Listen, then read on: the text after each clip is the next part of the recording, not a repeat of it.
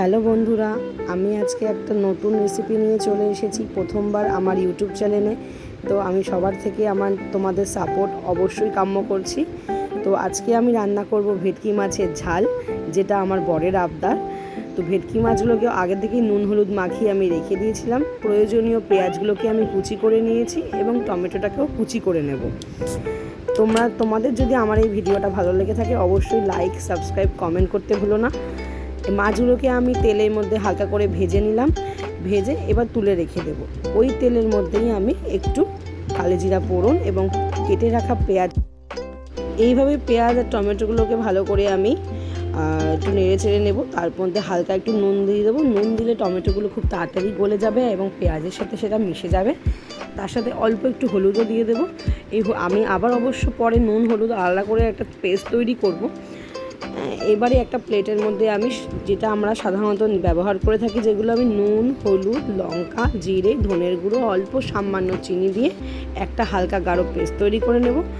আসলে প্রথমবার ব্লগ করছি, তাই জন্য একটু মোবাইল ধরে করতে আমার একটু প্রবলেম হচ্ছে, তাই কড়াইটা বারবার নড়ে যাচ্ছে। তো তোমরা একটু অ্যাডজাস্ট করে নাও। যে পেস্টটা আমি তৈরি করেছিলাম সেই পেস্টটা আমি আরেকবার দেখিয়ে দিলাম কী কী দিয়েছি আমি।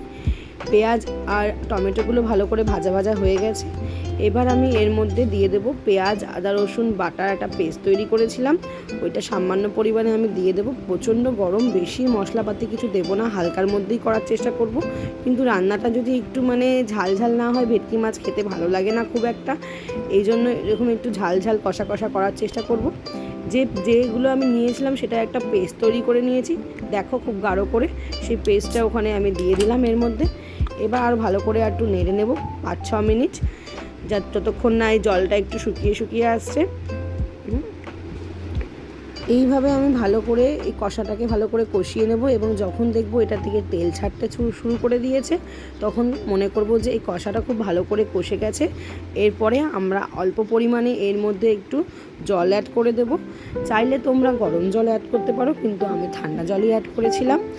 এইবারে জল দিয়ে ভালো করে আমি এটাকে আরেকটু কিছুক্ষণের জন্য ফুটিয়ে নেব এবং ঢাকা দিয়ে দেব মিনিট 5-এর জন্য। তারপরে আস্তে আস্তে যখন জলগুলো ফুটে আসবে তখন আমি এর মধ্যে মাছগুলোকে দিয়ে দেব।